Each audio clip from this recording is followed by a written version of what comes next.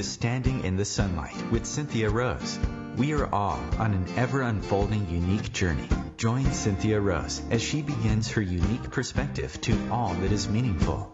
Topics and personalities that support your path, bringing inspiration and passion and heart-centered ways to live a more fulfilling life. A down-to-earth and uplifting sharing of what it means to be spiritual, creative, and living life to the fullest by standing in the sunlight. Born an intuitive medium, Cynthia Rose is also an ordained minister, singer, astrologer, educator, and writer. She has studied the intuitive and healing arts for over 40 years. Rise up and stand in your sunlight now with Cynthia Rose.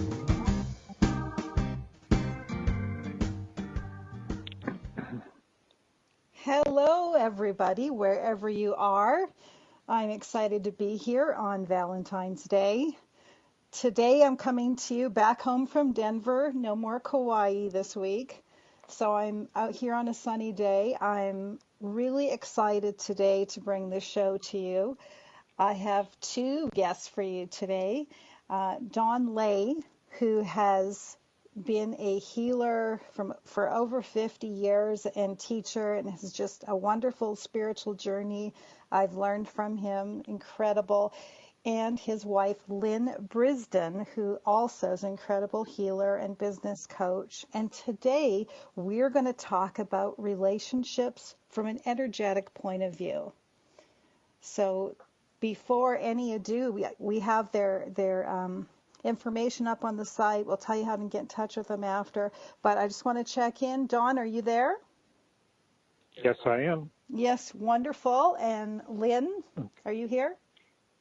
Hello, Cynthia. Yes. Hello. I'm so excited to have you two here talking about this. Just a little thing I wanted to share.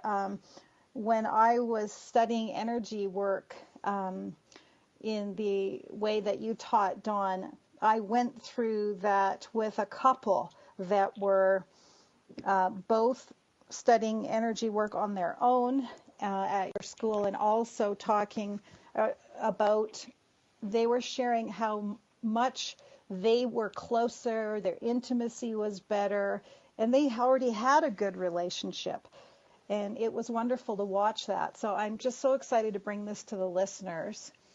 And we're talking, just for clarification, not just about from the point of view of a psychological point of view. We're talking about energy in relationships today. So maybe we can start in and talk about what that means from the point of view of energy in relationships, the energetics. Do you want to go first, Lynne, Dawn?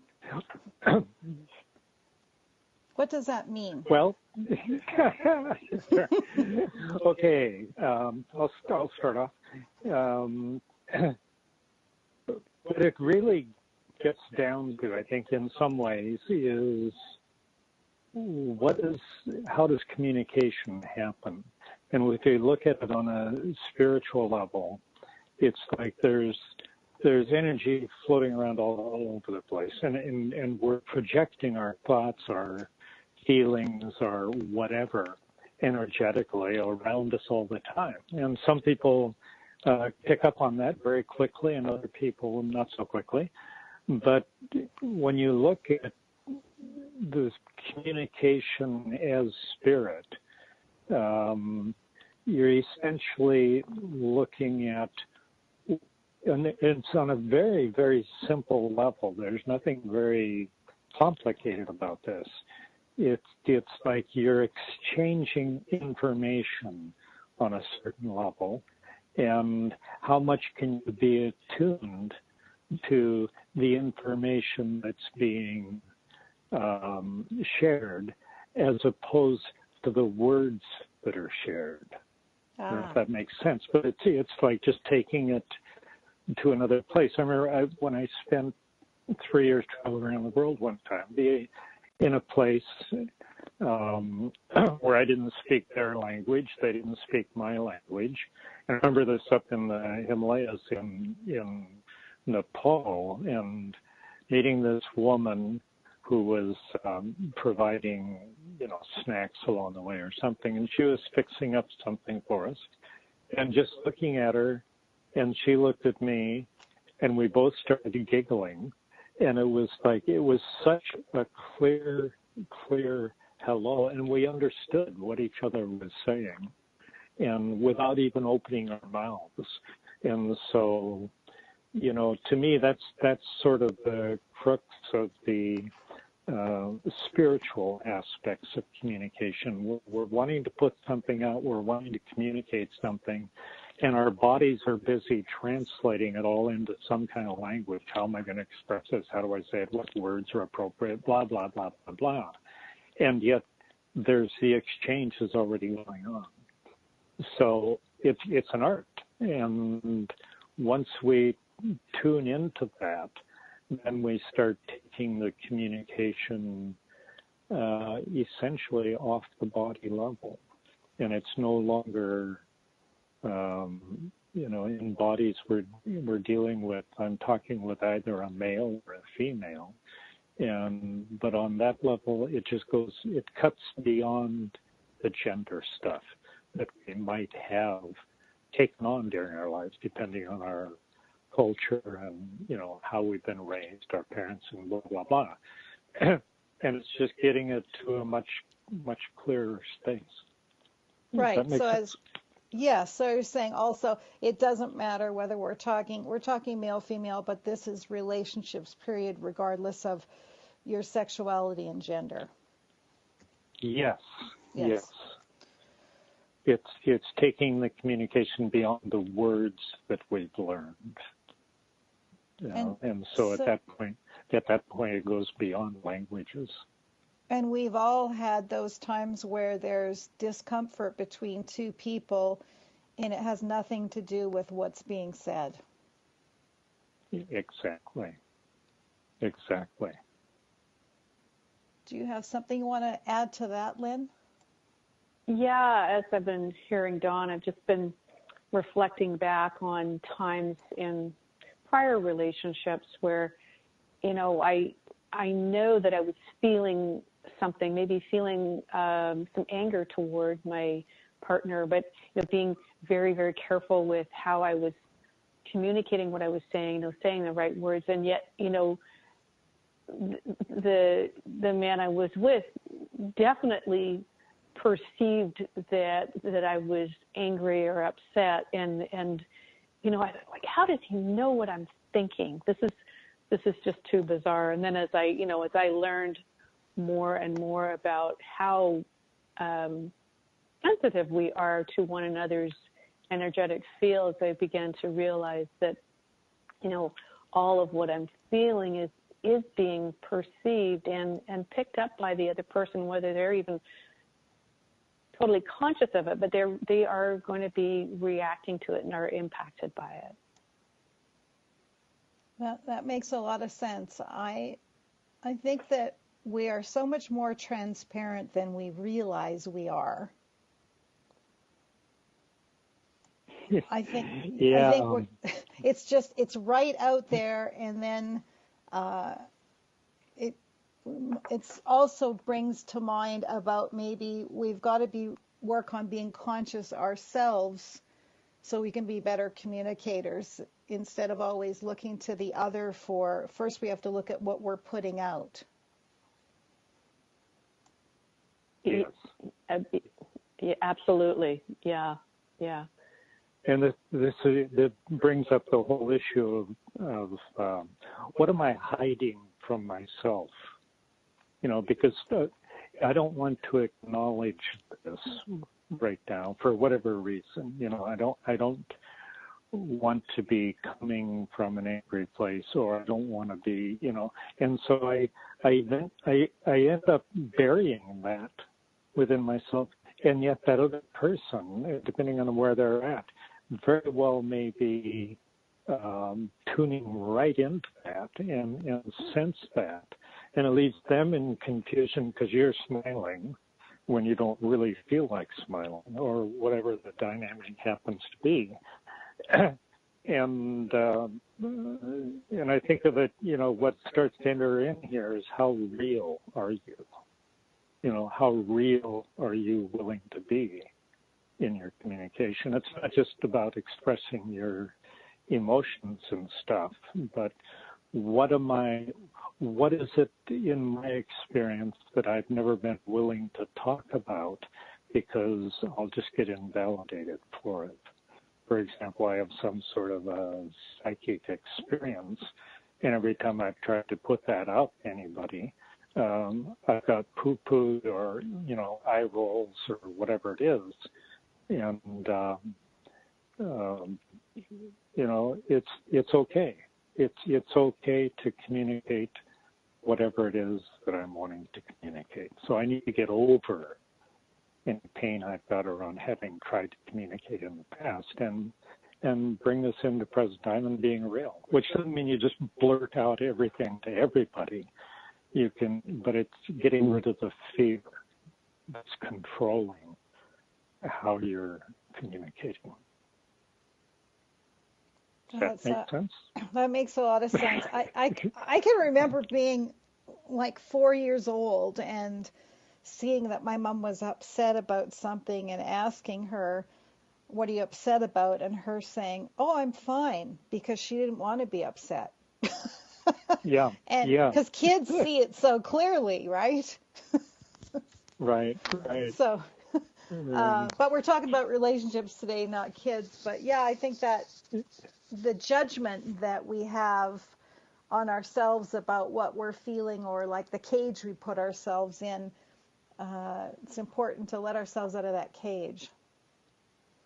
Yes, well put. Yeah. And, as I listened to what Don was just saying, when he was talking about things that we've hidden from ourselves, we can have undealt with emotional baggage that is kind of like laying dormant. And then if in conversation something gets provoked, we get triggered and, we start, dishing it out and reacting to the situation in a way that's not really congruent with what's going on. I mean, there's a real big indicator that there's something that we've been hiding from ourselves, or just sort of stuffed down, and that gets in the way, and that can be stuff that maybe it didn't even happen directly to us, but, it was, some of those old belief systems that we adopted as we were growing up, just being influenced by the way our parents interacted with one another. We start to form those ideas, concepts, and beliefs about what's acceptable, appropriate, or how I am supposed to react, respond to the person that of the opposite sex that I'm with. And so, there's so much at play here. It gets quite complex. And so if we can continue to keep that awareness level on noticing ourselves and what's coming to the surface, and consciously choosing how we want to be, how we're processing the things that come up, then we're more able to have a clear, real communication with that person that we are intimate with. And a piece that comes up for me with that is how much am I really listening to somebody? So often when we're relating to somebody or communicating, we've got all these sort of images floating around of how things should be and blah, blah, blah. And then you add to that the dynamic of we've all been trained in one way or another through our families, through cultures, through whatever, and it's a little different all over the world. The bottom line that seems to be common through them all is you need to be right. And so I'm listening to somebody communicate to me, and I'm in the back of my mind somewhere, revising what they're saying. I'm correcting them.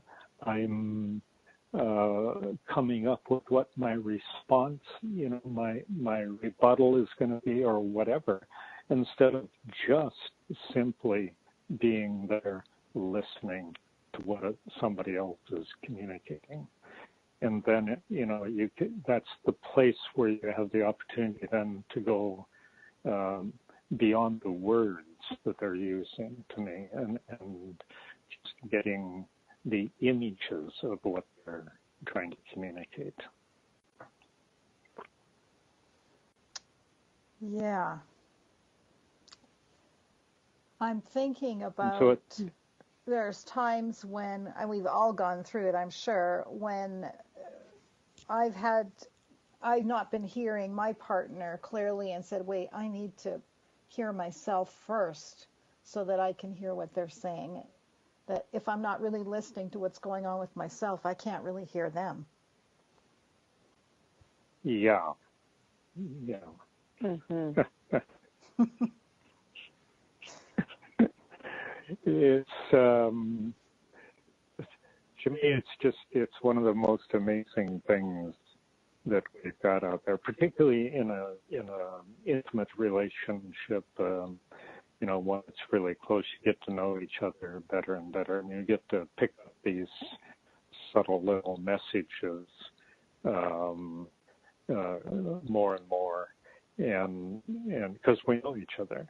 And so, again, for me, it gets back to how real can I be without having to take whatever I'm feeling, without having to have that be the dominant factor in the communication. I'm feeling some emotion, and that wants to take over everything that I'm communicating. And like with Lynne, she'll be sitting in front of me, and we're communicating. And if something somehow gets triggered for me, then it's in her presence, therefore it's probably her fault, and she's wrong. And it's like, hold on just a minute. What came up for you came up for you.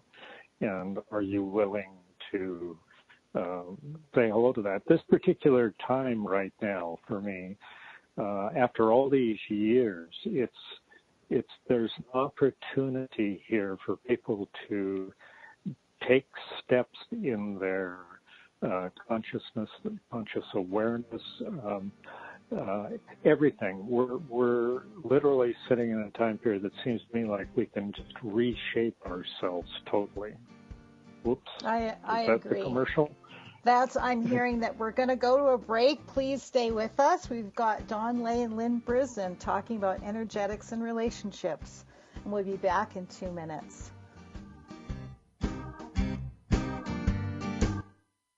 Your conscious lifestyle on steroids. OMTimes Radio. IOM FM.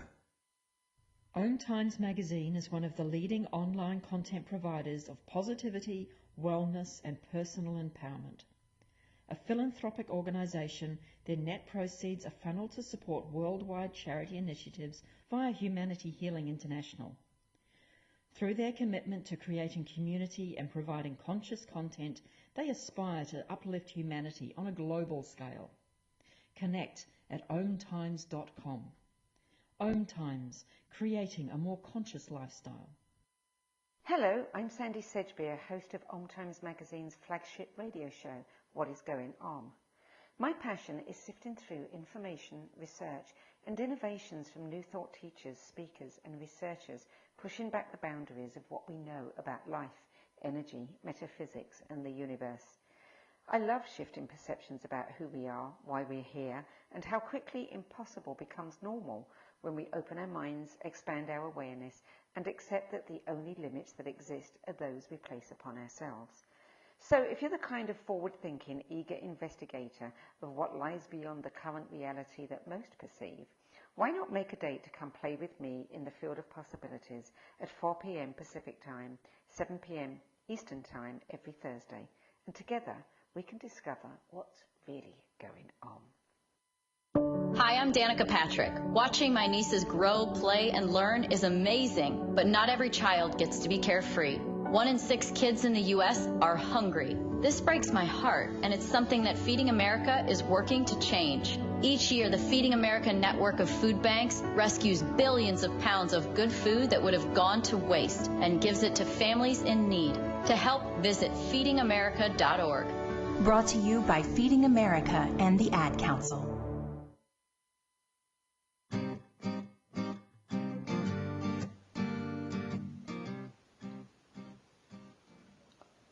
Okay, we're back. I wanted to follow along with, we were talking about the rightness of the conditioning we have. And also there's 2 aspects. There's the male in myself, the female in myself. I'm interested in, one partner sometimes is withdrawing and one is rambling on. I know I've never done that.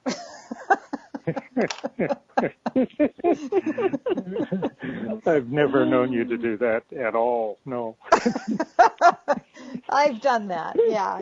Full disclosure, I've done that where I've been rambling on about something and what is that where one and I can only speak for my relationships, but I know that my partner is sometimes quieter and I'm chatty, and what is that? Well, I'll be the one to speak about that because I'm the one who's withdrawing. Okay.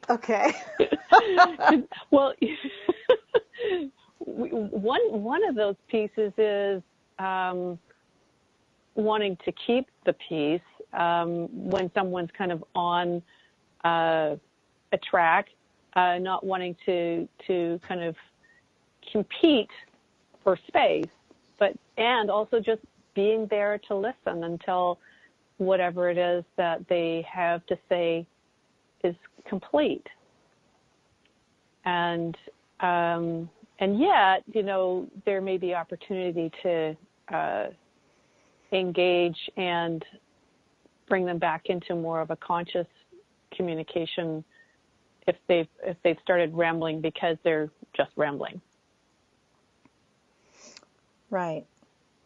I know I've been, for me, that I've noticed some of the chattiness is about, let's process this, let's bring you into, let's talk about this. I'm a process person. Let's resolve this. I want to make sure you're okay. That's probably the old fixer in me from, an old patterning, but there is that, I've found I have to take a step back and just less words, but I can still feel myself wanting to, if there's something going to pull him in and say, how can I help? So what I hear you saying is we're both trying to help. One's just more chatty and one's quiet, and we're both trying to help. It's just different aspects. Yeah, and then there's a piece of that too that you can watch an operation up, and I've seen this a billion times if I've seen it once. It's where we'll use the chattiness to avoid. It's like making noise, so I don't face what I'm feeling. So there, that can enter into the equation as well. And also there's the piece of it where it puts me in control. They're needing to listen to me now, and I'm going to keep making more noise, and I need to have them come into my modality or where I'm coming from so that they can understand, what's happening for me here or something, or so that I can make them understand essentially what's off with them. They need to come here and do it my way, that kind of thing, if I'm going to be effective in healing them. And which then brings up the whole issue of, which is talked about all over the place, all healing is self-healing, and I can't make anybody better. I mean, it's like, first of all, I don't think we need to get better. We just need to let go of whatever's getting in the way of our being ourselves. That computes. And, yeah, do you see where I'm pointing with this? Lynn, are you there? Yeah, I Maybe I lost do see where you're pointing. Yeah. Yeah. And the other piece, and I was also just sort of thinking about, in being quiet too. I may be not really quite sure about what it is I'm feeling and not quite sure about how I want to put it out, and I'll keep listening until I've kind of prepared what I want to say, which can also be a little bit controlling and contrived in its own way. And the other thing that comes to mind is that distinction and differences between how male bodies sort of naturally communicate and how female bodies have a tendency to communicate, and where female bodies have that desire to process verbally. In fact, there's that oxytocin release that happens and de-stressing with the sharing, and will want to engage men in that process. But for guys, it's a very different process, as I understand. They're more apt to think in very linear terms and speak in short sentences, and not quite sure how to engage with that sharing. And so that's where we can find a kind of a disconnect sometimes. And so what we're offering is that if we sort of become aware of getting off of that male-female dichotomy and communicating from that place of being to being, yes, we're using words, and there's all this other energetic communication going on at the same time, and attuning to that level, and we're going to have that clearer, more potentially harmonious communication. Am I taking this in a different direction? Well, it's going where it needs to go. It makes a lot of sense to me, because I find, I feel like we have a good relationship, and I find that, listening to just the words is not where it's at. That's for sure. The energetics of what's being said, how it's being said, but I really have to stay centered in where I am as I'm listening.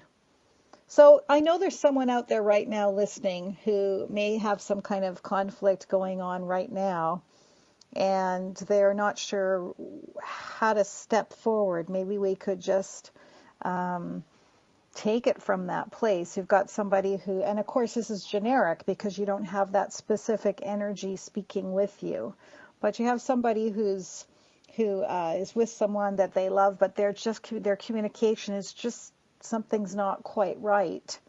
Where would we start them off with? Maybe one's more chatty and one's more quiet. Where would we go from there? Well, again, there's a number of different faces of this that come up for me, and one is, and Lynne started pointing at it a minute ago, about the difference between the way males and females tend to communicate. And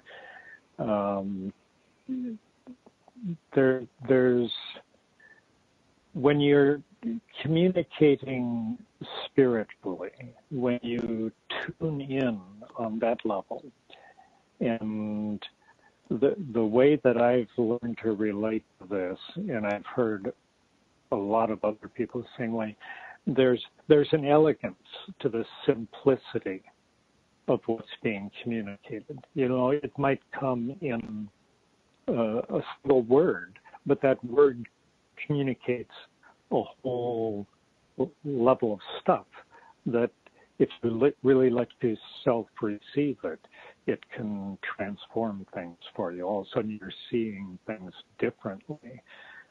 And the way that we've been trained in our human conditioning is to, for some reason, to make things more complicated than they really are.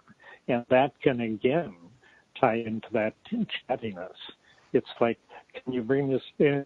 This is a two-way thing. So how much are people going to let themselves play with a different way of communicating? If it's not been working, then you might want to entertain that it needs to change somehow on your side of it.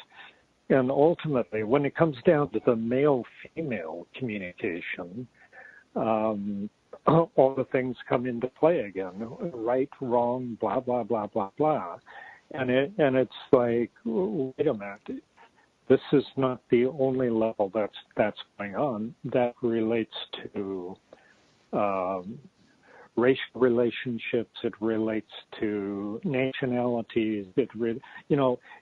Wherever you want to put it, it relates to battles between the sciences, right or wrong. And if we break out of that modality, then we can start to relate to people from a different place. I don't know how else to put that. We're coming from another place. And then if the two people are in agreement about that, meeting someplace else, well, a whole lot of the complication goes out of the equation. And it's like that, again, the elegance of the simplicity to me is such a key. And in that simplicity, I think it's coming, giving ourselves the space to kind of come back to the basics of, checking in with myself for posing that hypothetical scenario. If each party says, okay, so what is it that I'm experiencing? What is it that I'm feeling? And if I kind of pull back from whatever it is that I'm judging about the other, or projecting on the other person, and just really pull it back to what am I experiencing right now, and is what I'm feeling, thinking, or believing, is that truly what I want to continue on with? Is that a choice that I'm making with conscious awareness, or am I acting on some belief that I've adopted somewhere in my past, or am I acting on what I'm predicting is going to happen in the future but actually hasn't happened yet? I mean, there's a whole series of internal dynamics that might be clouding my perception of what's really going on. So if I can do a kind of check-in with myself and say, how am I with this really? And start from that place. And if both people are committed to having the awareness to doing so, and then willing to have that authentic communication back and forth about what they're each experiencing, and then exploring, maybe what they're perceiving about the situation with clarity. And, one of the words that we've used is neutrality. And, even if I'm triggered, even if I'm feeling really anxious or angry, I can say, whoa, look at that. Look at how my body, or look at how my mind is acting in this way, and yet there's a part of myself that can observe this and even speak to that in communion with the other person. And I think if we can come back to those kind of real core principles, we're going to have a whole lot easier time. And it's like adopting a whole new practice. And I know for myself, I go off and I work in the real world and come home, and I find that I kind of carry in with me, and Don will let me know sometimes if I've carried a lot of stuff into our space from my day, that will start to influence how I'm responding to him. And so it's just needing to take that step back and how am I being in this, and is this the way I want to be? And that's what I would invite people to play with. And to me, that's where the gold is. I mean, I think that's what we really all want, is that deeper sense of communication, whether we call it by another name, to truly be seen by another. We use words on this realm, but the words, like as we're saying, it's so much past words. To be seen by another, we've got to go past those words and move into something we didn't learn in elementary school, right? Oh, yeah. I mean, there wasn't a manual we got for this. We didn't learn this. I know we're going to get queued up for a break soon, but I want to make sure that we touch on, we might not have time now, but that we touch on coming back to talking about neutrality, because I know there's someone out there saying, what's that? So yeah, that's something we'll have to remember to go back to. But as I hear you there, it always seems to come back to judgment and how we listen and how present we are, doesn't it? Oh yeah, because it's either we're in judgment of the we're either in judgment of ourselves or we're in judgment of the other person or the situation. And the only person that I can be responsible for in any communication is this person sitting right here, me. And so good point. If there's communication problems, issues in a relationship, maybe it means reconsidering the relationship. If I'm going somewhere else, they don't want to join me, then maybe that's something I need to consider. I don't know. Okay, anyway, we'll be back after a 2-minute break here, and we will have Don Ley and Lynne Brisdon joining us. Free your mind with OMTimes Radio, IOM FM. Ascending Hearts is no ordinary dating site, but a spiritual dating site with a purpose, to link you with your soulmate. We engineer the serendipity so you can trust that you will attune with someone that has the same matching vibration as you. Ascending Hearts, the conscious dating site for the spiritually aware. Try Ascending Hearts for free, ascendinghearts.com. Tune in to the Practical Intuitive, Mind, Body, Spirit for the Real World with me, host Robin Fritz, Mondays at 2 p.m. Pacific, 5 Eastern. I'll cover personal and business intuition, animal communication, mediumship, space clearing, past life regression, shamanic insights, energy healing, soul choice, and more, all to help you tap your own intuitive and healing skills. No ifs, ands, or buts. The average time a resume spends on an HR manager's desk is 7 seconds, and most of them are tossed aside. Now imagine if one of those resumes belonged to Yasmin, who was living in a shelter, juggling 3 jobs. I had to be resilient. That's something that you can't teach. We rely so much on a resume, yet it could never tell the full story of someone who had to be independent and take initiative. And that's how I handle every project I get. Discover new ways to develop great talent at gradsoflife.org. Brought to you by Grads of Life and the Ad Council.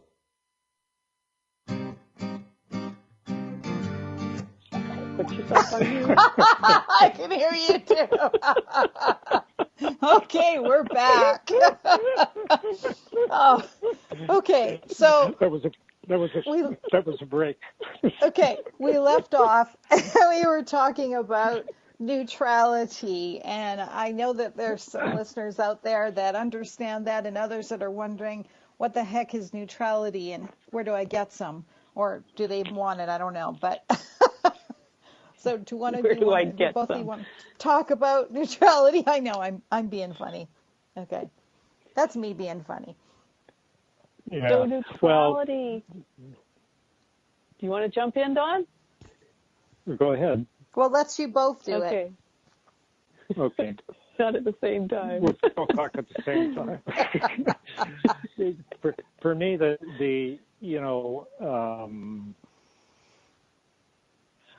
I'm taught, again, it gets back to culturally and the family and my education, everything teaches me how to see things.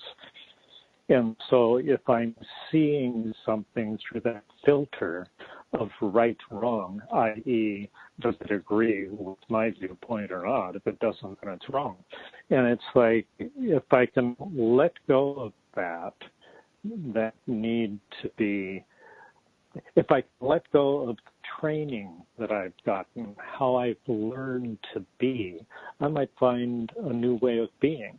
And to me, that really relates to neutrality, because all of a sudden I'm hearing the stuff like Lynne was just talking about a minute ago, outside of that space of judging it. And it's I don't know, this is an interesting one for me to try to describe, but it's essentially what I end up dealing with, and I think this applies to every aspect of spiritual growth that there is. It's like I need to look at what I learned and I've embedded deeply into the cells of my body, and therefore I'm coming from that place all the time because I've accepted it as the truth. I need to pull those kinds of beliefs up and essentially challenge perhaps every belief I have. If I'm going to go someplace that I've not been before, I need to be willing to be someplace that I've never been before. I mean, how simple is that? And it's like, and so I don't know how to act or respond or anything else because I've never been there before. It's a new learning experience. So if I start letting go of all the different ways in which I've been trained to see people, and particularly when you get that cross-pollination between male and female going, it's like, whether I like it or not, I've been presented all my life with ways of seeing female and ways of seeing male. And that got anchored through my development years with my family and then by society. And when I can start to realize that and get out of that right-wrong space, then all of a sudden I can be one whole lot more neutral. At least it gives me the opportunity to be more neutral. Yeah, and we're not. It's the idea of male and female. I mean, people they grow with this idea of this is male, this is female, and yet we're both, I mean, I'm in a female body, but we're both male and female to different degrees on different spectrums or different aspects of our lives. And yet we come into life and may adopt a certain outlook until we look at that and decide what fits for us. And I don't think we end up in a place where we say, okay, I don't need to look at anything anymore. I think it's ever unfolding if we're growing spiritually, right? Yeah, that's certainly the way I see it. Yeah. The Buddhists have that. May I? The Buddhists have that statement of beginner's mind. As always looking at something fresh and new. Or having that childlike wonder. And I think when we can tune into that, we have a higher likelihood of being neutral and able to recognize if we're, just painting like, oh, all men are just like this or all women are like that. If we hear ourselves making those kinds of statements, we know we're not being neutral. And if we can, step back into that being more curious and open-minded about what we're seeing, then we're going to have a higher likelihood of attaining that. And there's some really beautiful practices that, you know, we learned, you know, very early on in our spiritual classes, which was being able to access the part of our mind that helps us to be more neutral and see things from, you know, 360 degrees of perspectives. And that's just that coming into we called it the center of the head, which is, you know, now we're learning from neuroscientists about, you know, if we can be more focused in coming from our prefrontal cortex, or the, you know, the executive thinking part of the brain, we have a higher likelihood of having that more open-minded or neutral awareness from which to see a higher level, a greater variety of possibilities and perspectives. Yeah, and I know one of the beautiful things about both of you in having worked with you is that you see past all of that to the person, to the being. And you do speak past all that, and I can't put it into words, I really can't. This ability to recognize when some of that is going on, but without telling a person. Here, you know, it's just, you can't even put it into words, but you both have a beautiful way of doing that. I'm not finding the words. Well, and part of that, to me, is getting out of the space. We've all been trained to, well, I've said that before, but it's like what we've learned in our life, and it's like we didn't learn, at least I didn't when I was growing up, that this person that's standing in front of me is, first of all, a spiritual entity that's manifesting through a physical body. You know, I didn't get that kind of training, or I didn't get any validation for that. And as a child, I ever tried to address that, and I did, oddly enough. You know, I'd get eye rolling. You know, nobody could understand what I was talking about. And so there's this place of, well, let me flip over here for just a minute. Another issue that comes up through all this around neutrality is when I start to learn and really sense and tune into not just intellectually accepting it, but experiencing it, that I am spirit first, to use those words. I am not seeing my body, but the body's not the dominant thing. I existed before this body, and I'll exist after this body. And so when I start shifting my perspective to that level and quit relating to everybody as either being a male or female, because they're not. They're simply a spiritual entity, looking at it that way. And I get slammed for that sort of comment, but do we exist beyond these bodies or not? And when I had my near-death experience that I went through, it was, that just was so highlighted, and it was so real. It made what I'd been teaching for so long it just anchored it. And it's like, whoa, here I am. My body's not doing real well, but here I am.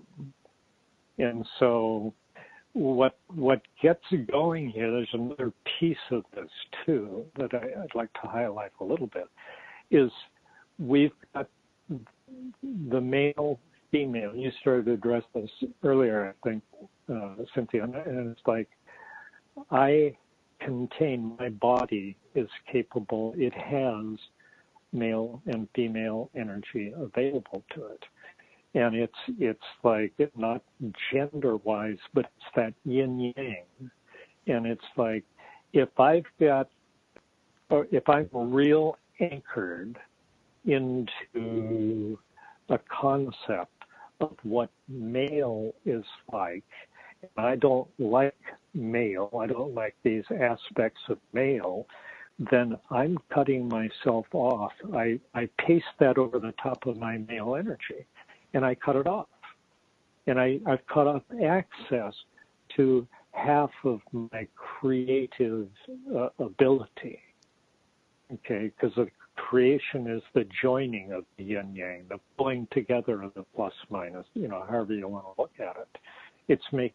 In order to create something, you need to pull together all aspects of it, so to speak. I don't know if that makes sense, but that's the piece that's there. Yeah, some good and points. Again, all of that starts to add to that ability to be neutral in some strange way. If I really start letting that in, I'm not talking about just accepting it intellectually as a thought. I'm talking about letting myself experience that. And if I've never experienced that, well, we're right back to the same thing. I'm going into unknown territory, and am I willing to go there? Because it's all an exploration as far as I'm concerned.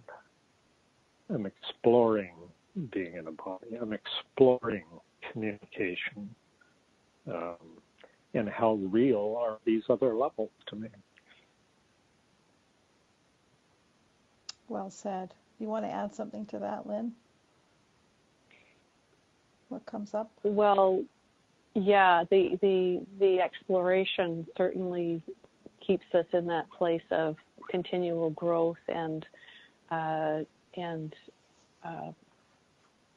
more apt to, be coming from that neutral place. And then I want to just, build a little bit on what Dawn was talking about there too, is, how it's the male and the female coming together that is what is creating not only new life, but the things that we want to create and bring life to, and that clear space of agreement between the male and female energies and with one another. There's such incredible potency of what we can bring into being with that level of awareness and with that kind of agreement. And that's a space that I think is really kind of fun to play with, and we could all do more of.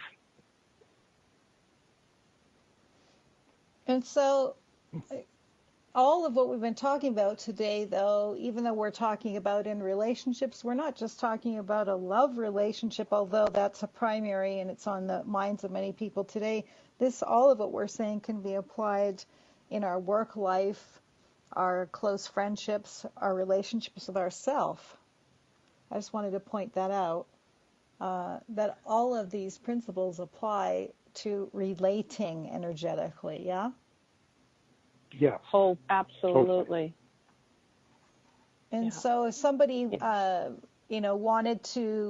doesn't know where to start and they just know that things aren't working, then maybe like what you were saying, communicating the same way, doing the same thing is going to get the same results. Maybe look at where they're coming from. This doesn't work. Maybe they need to take on something new.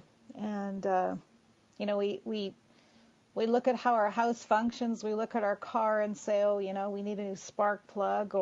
But sometimes we need to look at our lives and how we're relating and say, we need something new there. And we make it complicated, I think. It's simple, but we make it complicated because we're a human being, right? Yeah. What people are most apt to think first is, oh, if the situation around me would change, or if that person would change, or if those people there would start doing something differently, and yet it's really putting the focus back on ourselves and what is it that I can change within myself? How can I see something differently? And I think back to, applying the principles that we've been talking about today in all of my relationships has helped me a great deal in the workplace, and then, in working with the clients that I coach, and, it's pretty cool stuff. Yeah. I don't want to forget now, if people are interested in working with you, Dawn, your website is Dawn Ley Today, correct? Yeah, .com. DawnLeyToday.com. And I'll caution that's just barely starting to get put up. So right, you've been old school for a long time. Yeah. And so Lynne is livinginvision.com. You can find us. We're all on Facebook. And if you have trouble getting hold of them, you can get a hold of me. I'm on Facebook at Cynthia Rose Medium. I'm on all the social medias. Thank you so much for joining us. We have to have you guys back. That was wonderful. Great fun. Thanks, and I think we're just scratching the surface here. We're just scratching the surface. Yeah. Thanks so much. We'll see everyone next week. Looking forward to it. Bye-bye. Happy Valentine's Day. Bye. Okay.